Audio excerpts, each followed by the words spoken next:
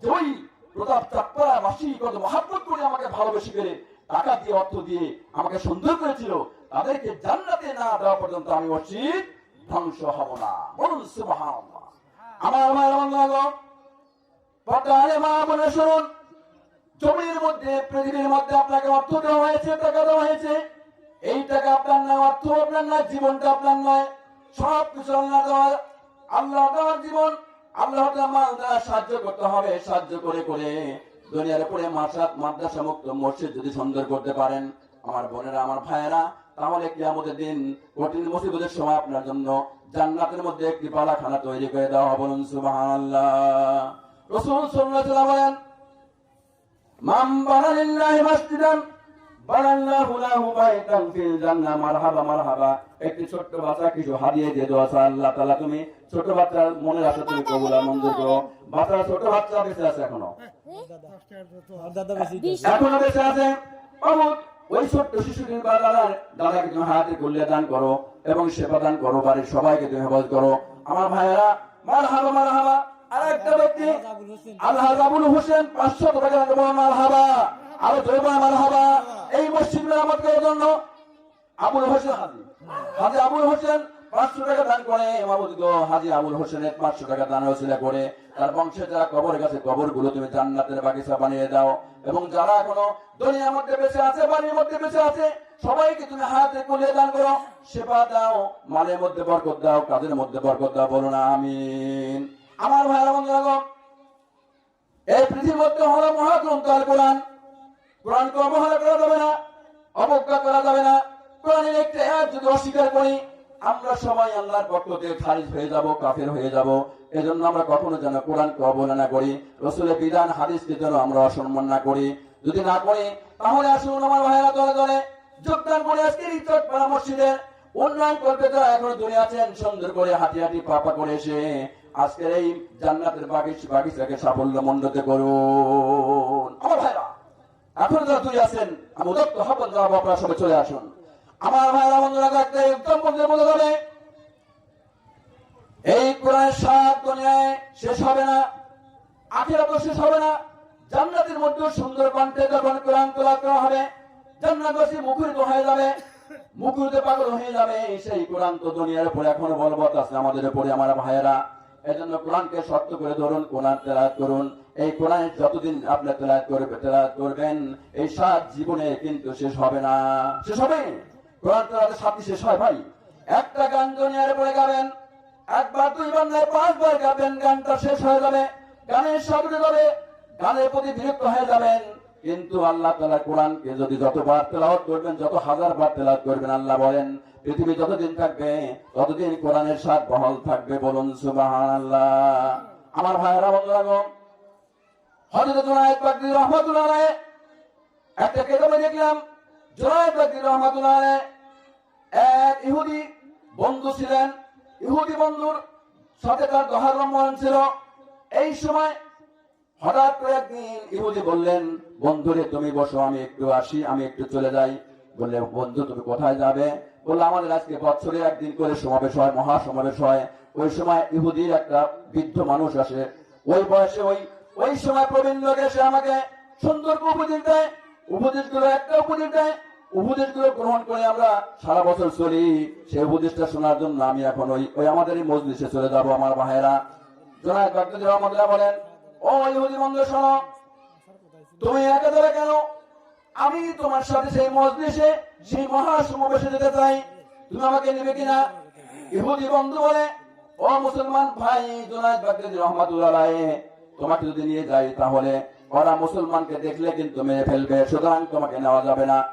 Junaid Baghdadi রাহমাতুল্লাহ বলেন, ইহুদি বন্ধু শোনো, আমি এমন ভাবে যাবো তোমাদের বেশভূষা ধরে যাবো, তোমরা যে পোশাক পরেছ, মারহাবা মারহাবা।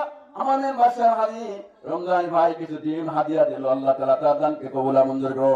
আল্লাহ বাড়িতে যতগুলো মুরগি আছে সবগুলো মুরগি বেশি বেশি করে ডিম পাড়া তৌফিক দান করো। এবং তাই নয়, ক্ষুদ্র ক্ষুদ্র দানের মত বদলাতে আল্লাহ তুমি পাহাড় সব দিয়ে তাকে তুমি ভরপুর করে দাও। আমার মায়েরা বন্ধুরা, সংক্ষিপ্ত পরিসরের কথা জুনায়েদ বাগদাদী রাহমাতুল্লাহ বললেন, বন্ধু তুমি একা যাবে না, আমি তোমার সঙ্গে যাবো, তোমার সমাবেশে তোমার সবাই যাবো। ইহুদি বললেন, তুমি যদি যাও তুমি মুসলমান, ওইখানে যাওয়ার সময় তোমাকে দেখতে পেলে ইহুদিরা তোমাকে কতল করে ফেলবে, মেরে ফেলবে। বললো না না, তোমরা যে পোশাক পরেছো ওই পোশাক পরে আমি তোমাদের সমাবেশে যাব। জয়বাগ আমাদের বললেন যে বন্ধু হরি, আমি এমন ভাবে যাবো যারা টেরই পাবে না কিভাবে আসলাম। আমার ভাইরা বন্ধুরা,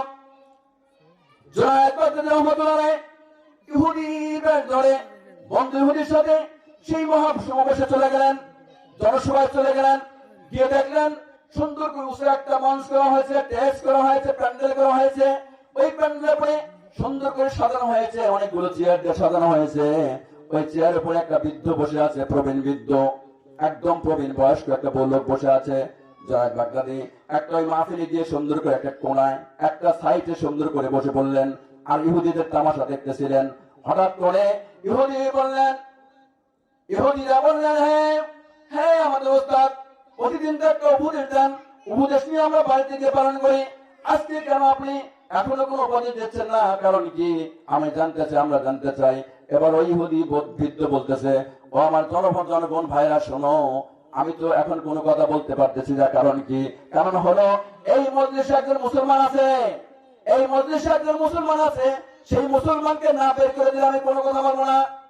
বললেন যে আয় ওস্তাদ, হ্যাঁ মুরব্বী বলুন, কোথায় সেই মুসলমান বসে আছে, আমরা তাকে ধরে কতল করে ফেলবো, আপনি বলে যান। বলেন না না, মারা যাবে না, মারা যাবে না, তাকে ধরে আমার কাছে নিয়ে আসো, আমি তার কাছে কিছু প্রশ্ন জিজ্ঞাসা করতে চাই। বলেন না, তোমরা কেউ তার গায়ে হাত দিবে না, তাকে নিয়ে আসো আমার সামনে, আমি কিছু প্রশ্ন করবো। আমার ভাই আমার বন্ধুরা, বিদ্রোহী আদেশ মতো ইহুদি সম্প্রদায় চলে গেলেন সেই মাহফিলের এক সাইডে, জনসমাবেশের এক সাইডে চলে গেলেন। সেখানে গিয়ে ওই যে মুসলমান জুনায়েদ বাগদাদী রহমাতুল্লাহকে পাকড়াও করে ধরে নিয়ে আসলেন, আসার পরে সামনে দাঁড়িয়ে দিলেন। এবার বললেন, তুই মুসলমান কেন এখানে এসেছে বলো? হে জুনায়েদ, তুমি কেন এখানে আসলে? আমরা ইহুদিরা আজকে এই সমাবেশ করবো, তুমি কেন এখানে আসলে? এবার জুনায়েদ বাগদাদী রহমাতুল্লাহ বলেন, আপনাদের তামাশা দেখার জন্য এসেছি। কি পরামর্শ দেন, কি শিক্ষা দেন? ইহুদি ওস্তাদ, আপনি কি পরামর্শ দেন, কি শিক্ষা দেন আপনার জনগণকে? সেই দৃশ্যটা দেখার জন্য আমি জুনায়েদ আপনার সামনে হাজির হয়েছি। বলো তাই নাকি? আচ্ছা ঠিক আছে, আচ্ছা আপনি তো মুসলমান। জি আমি মুসলমান। তাহলে আমি 3টা প্রশ্ন করতে চাই আপনাকে। আচ্ছা ঠিক আছে। তখন জুনায়েদ বাগদাদী রহমাতুল্লাহ বললেন, হে ইহুদি, আপনার কাছে জানতে চাই যে প্রশ্নকারী বড় না উত্তরদাতা বড়? বললেন যে যিনি উত্তর দেয় তিনি বড়।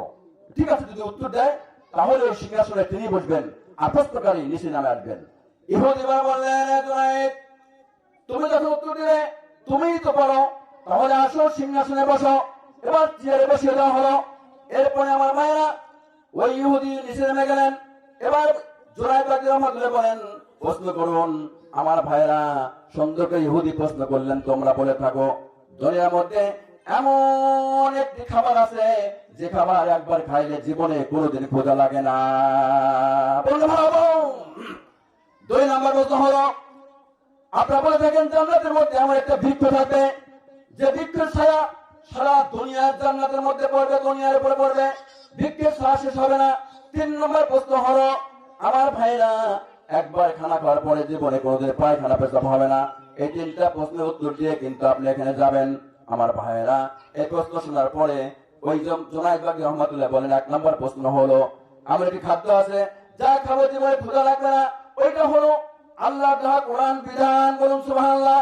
আল্লাহর দেওয়া কোরআন পৃথিবীর মানুষ যত তিলাওয়াত করবে কোনোদিন তার স্বাদ শেষ হবে না, কিয়ামত পর্যন্ত তার স্বাদ কোনোদিন শেষ হবে না। যত পড়বে ততদিন ভালো লাগবে, শুধু ভালো লাগবে, ভালো লাগবে। আল্লাহর খোরাক আল্লাহ দিলে, আল্লাহ মানুষের দিলে খোরাক দিবেন। 3 নম্বর প্রশ্ন হলো, জান্নাতের মধ্যে মানুষ খানা খাবে, পায়খানা হবে না।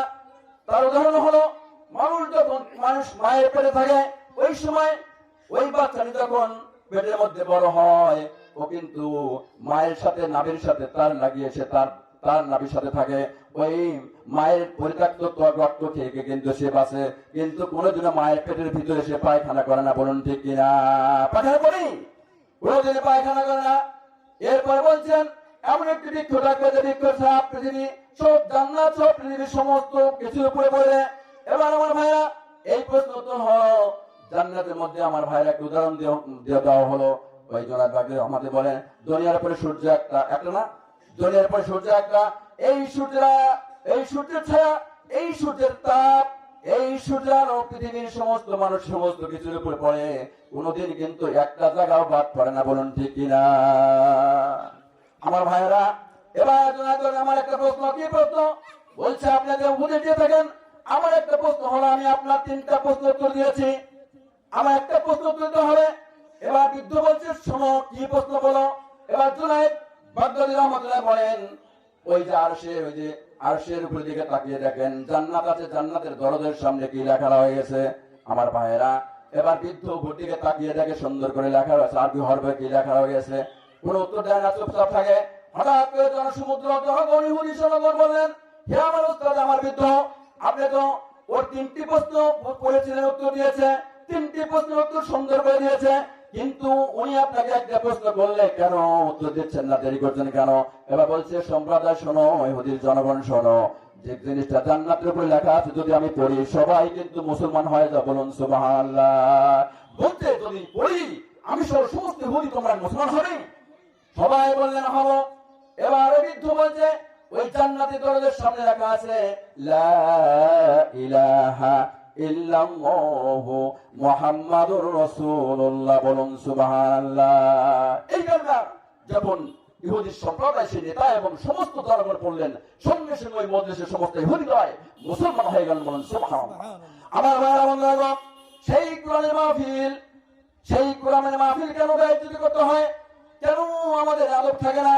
এই কোরআনের মাহফিলে সবাই চলে আসি। আমার ভাইরা, আলেমেরা যত কথা বলবে, যে কথাগুলো বলবে কোরআন থেকে হাদিস থেকে বলবে, এর বাইরে কিন্তু বলবে না। এই কথাগুলো যতবার শুনবো ততবারই কিন্তু আমাদের সওয়াব হবে।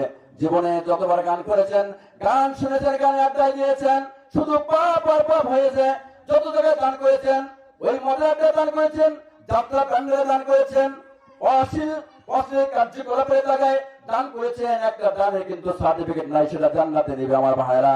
কিন্তু আল্লাহ তাআলা নিজেই বলেন, সাদাকাতু তারাদ্দুল বালা, সাদাকাতের মাধ্যমে কিন্তু বালা মুসিবত দূর হয়। এজন্য আমার ভাইরা, এইখানে সে দান করুন, সদকা করুন। এই সদকা করে 1 টাকা যদি সদকা করেন, ওই 1 টাকা সদকার বিনিময়ে পাহাড় পাহাড় বর্ধিত করে আপনার আমলনামায় সওয়াব দেওয়া হবে। কোন সুবহানাল্লাহ।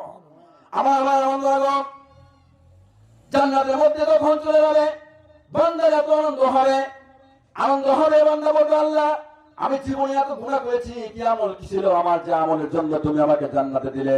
আল্লাহ তখন সুন্দর করে আমল নামা দেখিয়ে দিবেন, বলবেন, এ বান্দা, দুনিয়ার বাসী শোনো, প্রত্যাবের চটপাড়া বাসীরা শোনো, ওই যে একদিন বছরে একদিন মসজিদে উন্নয়ন করবে মাহফিল দেওয়া হয়েছিল, ওই মাহফিলে গিয়ে 1 মুহূর্ত পড়ানো বসেছিলে, শুধু বসে নাই, তোমার অর্জিত সম্পদ থেকে কিছু দান করেছিলেন, গোলা আজাদের কিছু ধান দান করেছিলে, গম দান করেছিলে, ইট দান করেছিলে, তোমার ঘাম কিন্তু অর্থ দান করেছিলে। ওই দানের যে সওয়াব গুলো হয়, সমস্ত সওয়াব দুনিয়ার উপরে দেয় নাই, আমি সুন্দর করে গচ্ছিত রেখে দিয়েছিলাম। সুতরাং তুমি দেখো, এই আমানতের ফলে আজকে তুমি বিনি হিসাবে জান্নাতি হয়ে গেছে, বলুন সুবহানাল্লাহ। একটু লিখে বলুন, লা ইলাহা ইল্লাল্লাহ, লা ইলাহা লা ইলাহা ইল্লাল্লাহ। আসমানের মালিক তুই আল্লাহ, আসমানের মালিক তুই আল্লাহ, জমিনের মালিক তুই আল্লাহ, লা ইলাহা ইল্লাল্লাহ, লা ইলাহা ইল্লাল্লাহ। কে যাবি রে সোনার মদিনাতে, ওরে কে যাবি রে সোনার মদিনাতে, ওরে আমার সালাম নিয়ে যা, ওরে পৌঁছায়া দিবি ওই রওজাতে, লা ইলাহা ইল্লাল্লাহু বলো রে আমার মন, বলুন লা ইলাহা লা ইলাহা ইল্লাল্লাহু মুহাম্মাদুর রাসূলুল্লাহ সাল্লাল্লাহু আলাইহি সাল্লাম। আমার ভাইরা, এই বাড়ির দালান কোঠা আপনার সঙ্গে জান্নাতে যাবে না, অর্থ সম্পদ, বাড়ি গাড়ি নারী কিছুই কবরে যাবে না। ওই সময় আল্লাহ তাআলা বলবেন, এ প্রথমে চট্টগ্রামবাসী শোনো, সুন্দর করে ইমারত তৈরি করলেন, সুন্দর করে দামি বাড়ি তৈরি করলো, গাড়ি কিনলা তুমি, কিন্তু একদিনে চিন্তা করলেন না চট্টগ্রামবাসী মসজিদটা এত অবহেলা হয়ে গেছে, মসজিদটা সুন্দর করতে হবে, সুন্দর করে টাইলস লাগাতে হবে, ইমারত তৈরি করতে হবে, মুসলিমরা যেন শান্তির সাথে না মসজিদে নামাজ আদায় করে। এটা চিন্তা করো নাই, নিজের বাড়িটা চিন্তা করতেছিলে। এই কবর এসেছো, ওই বাড়ি গাড়ি নারী কিন্তু তোমার সঙ্গে আসে নাই, সুতরাং এখন তুমি আযাবে গ্রেফতার হয়ে গেছো। আমলনামা দেওয়ার চেষ্টা হবে, মানুষ শুধু ডান হাত আগিয়ে দিবে, বলবে না তোমার বদ আমল ডান হাতে যাবে না, বাম হাতে যাবে, বারবার দেখাবে শুধু ডান হাতে যাবে। আমার ভাইয়ের আমল লাগো, ওই আমলনামা পিছনে দেওয়া হবে, তাও ডান হাত যাবে। এবার আমলনামা বাম হাতে দেওয়ার জন্য বাম হাতখানা বক্ষ ছেদন করে এইভাবে বাম দিকে চলে যাবে। বাম দিকে যাওয়ার সঙ্গে সঙ্গে আমলনামাটা তার বাম হাতে দেওয়া হবে। বলেন নাউজুবিল্লাহ। সুযোগ নাই, পার হবার কোনো উপায় নেই, বারবার ডান হাতে যাবে, কিন্তু বদ আমল কখনো ডান হাতে যাবে না, কারণ আল্লাহ তাআলার কাছে ডান হাত সবচেয়ে প্রিয় এবং পবিত্র। বলুন সুবহানাল্লাহ। আমার ভাইয়ের আমল একটু খেয়াল করে শুনতে হবে, দান করতে হবে বেশি বেশি। এই দুনিয়ার উপরে ইমারত নয়, বাড়ি নয়, গাড়ি নয়, ইলমে মারফতের জ্ঞান দিয়ে করতে হবে, ইলমে তাসাউফের জ্ঞান দিয়ে করতে হবে। শুধু দাঁড়িয়ে রাখলাম, পাগড়ি পরলাম, মুরিদ হলাম, নামাজ দেখলাম, লোক দেখানোর জন্য নামাজ পড়লাম, কোনো উপায় হবে না, কোনো নাজাতের ব্যবস্থা হবে না। আমার ভাইয়েরা, ইলমে লাদুনের জ্ঞান দেখে, তাসাউফের জ্ঞান দেখে আল্লাহ তাআলাকে সিজদা দিতে হবে। একটা সিজদা আল্লাহর দরবারে যদি কবুল হয়ে যায়, আল্লাহ তাআলা বলেন আর জীবনে কোনো আমলের দরকার নাই, এক সিজদার বিনিময়ে তুমি জান্নাতি হয়ে গেছো। লোক দেখা নামাজ আল্লাহ তাআলার দরবারে কবুল হবে না, লোক দেখনি বলুন আল্লাহ তাআলার দরবারে কখনো কবুল হবে না, হবে না, হবে না। একজন পরিমাণ রিয়া যদি থাকে, অহংকার থাকে, প্রাউড থাকে, তাহলে সেই আমল আল্লাহ তাআলার দরবারে কবুল হবে না। আমার আমল কেমন তখন সংগঠিত হয়ে যাবে, ওই সময় মানুষের মনে কি যেন এসে হাহাকার বেজে থাকবে, দুঃখ জ্ঞান এসে বাড়বে। ওই সময় মানুষের মনে ফাটল ধরবে, আহারে কিয়ামত হয়ে যাচ্ছে, আমি তো ভালো আমল করি নাই, দুনিয়া আমল কোন আমল করতে পারি নাই, যা করে করে আমি জান্নাতে যাব। ওই সময় দিলকে প্রশ্ন করবে, বলবে আমি কোনোদিনও ভালো আমল করি নাই, কিভাবে জান্নাতে পারি। আল্লাহ বলবেন, বান্দা শোনো, বহু আলেম পাঠিয়েছিলাম, বহু আলেম পীর বুজুর্গ পাঠিয়েছিলাম, কিন্তু আলেমরা যে কথা বলছে তোমরা শোনো নাই। আয়াত দিয়ে কোন আয়াত ব্যাখ্যা করে করে বিশ্লেষণ করে করে তোমার মাঝে উপস্থাপন করেছে, তুমি শোনো নাই, একটা আমল করো নাই, এজন্যই তুমি তো জাহান্নামে। যদি শুনতে তাহলে তুমি অবশ্যই জান্নাতবাসী হয়ে যেতে। শোনো নাই, এখন তুমি নির্বিচারে নিঃসন্দেহ তুমি জাহান্নামে চলে যাও। বান্দা বলবে আল্লাহ আমি জান্নাতে যাবো, জাহান্নাম যাবো না। আমার ভাইরা আমল আল্লাহ তাআলা তো বলে বলবে, আল্লাহ তাআলা আমি তো জাহান্নামী হয়ে গেছি, একটাবার সুযোগ দাও, জান্নাতের যে দরজা আছে ওই দরজার নিকটে একটু দাঁড়ানোর সুযোগ দাও। আল্লাহ বলবেন, কেন, কি জন্য দেব? বলছে আমি তো জাহান্নামে সারাদিন থাকবো, কিন্তু আমার বন্ধুরা, ওই চটপাড়া বন্ধুরা কিছু আছে, তারা জান্নাতে চলে গেছে। কেমন জান্নাত, আমি একটু দরজার পাশে দাঁড়িয়ে দেখতে চাই। আল্লাহ বলবেন, এ ফেরেশতারা চলে যাও, ওই ব্যক্তিকে নিয়ে একটু জান্নাতের দরজার সামনে নিয়ে যাও। জান্নাতের দরজার সামনে নিয়ে গিয়ে জান্নাতের ভিতরে একটু তাকানোর জন্য সুযোগ করে দাও। এবার ফেরেশতারা তাকে ধরে বলবে, তুমি একটু দূরে দাঁড়িয়ে থাকো। আমার ভাইয়েরা, জান্নাতের দরজা খুলে দেওয়া হবে। দরজা খুলে দেওয়ার সঙ্গে সঙ্গে জান্নাত থেকে হিমেল বাতাস কিন্তু বাইরে চলে আসবে। আমার ভাইয়েরা দেখবেন যে অফিসে গৃহে এয়ার কন্ডিশন আছে, এয়ার কন্ডিশন যখন দরজা খুলে দেওয়া হয়, ওই ভিতরে হিমেল বাতাস কিন্তু বাইরে লাগে। বাইরে যারা থাকে তারা বুঝতে পারে যে হিমেল বাতাস কেমন। আমার ভাইরা, জান্নাত থেকে যখন দরজা খুলে দেওয়া হবে, ওই সময় জান্নাতের হিমেল বাতাস তার গায়ে লাগবে।